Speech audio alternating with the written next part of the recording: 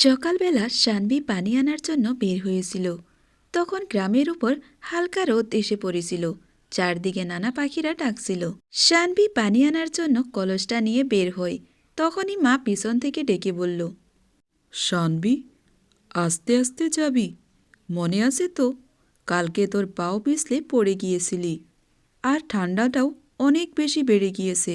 ভালো করে যাবি, নিজের খেয়াল রাখবি। আর হুন, তাড়াতাড়ি ফিরে আসিস। আমার বাড়িতে খুব ভয় লাগে একা একা।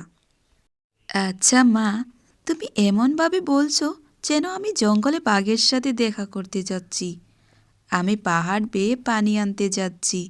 এত ভয় পাওয়ার কি আছে? তুমি এত ভয় পেও না। আমি নদী থেকে পানি নিয়ে তাড়াতাড়ি বাড়ি ফিরে আসবো।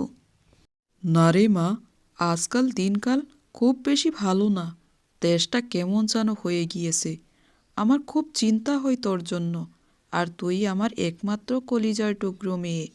আমার ভয় তো লাগবেই। আচ্ছা ঠিক আছে, এখন আমি যাই। আর তুমি এত ভয় পেও না, আমার কিছু হবে না। তোমার আশীর্বাদ আমার সঙ্গে আছে। আমি ভালোভাবে ফিরে আসব। সানভি নিজের মাকে বুঝিয়ে মাথায় কলসটা নিয়ে যাইতে থাকে।